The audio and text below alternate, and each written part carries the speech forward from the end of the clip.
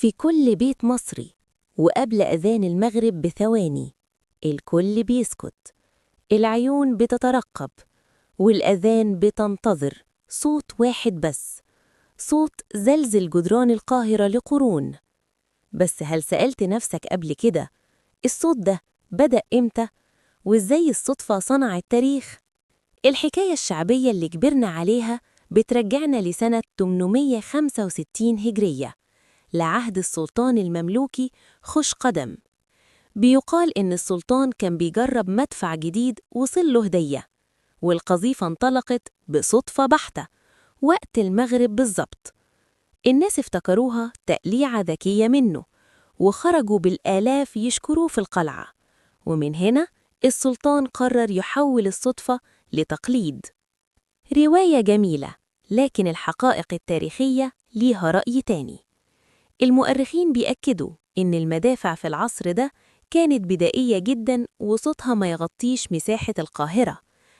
عشان كده الدقة بتاخدنا لعصر محمد علي باشا وقت بناء الجيش المصري الحديث في القرن ال19. الوثائق بتقول إن استخدام المدفع بدأ كإجراء تنظيمي عسكري لتنبيه الصايمين، وفي عهد الخديوي إسماعيل الموضوع أخد شكل رسمي بطلب من بنته الأميرة فاطمة. صدر فرمان بتنظيم ضرب المدفع في الإفطار والسحور، ومن هنا جه الاسم اللي ارتبط بوجدان المصريين لحد النهاردة، مدفع الحاجة فاطمة.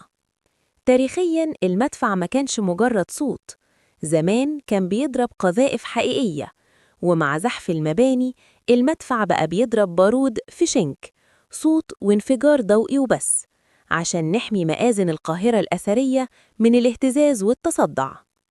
المدفع سكت سنين طويلة، وتحديداً من سنة 1992، وبقينا نعتمد على التسجيلات. لكن في رمضان 2021 وبعد صيانة دقيقة رجعت الروح لمدفع القلعة من تاني، كأنه بيعلن إن مصر متمسكة بهويتها، ومهما عدى الزمن هيفضل هو صوت اللمة اللي ما بيحلاش الفطار إلا بيه.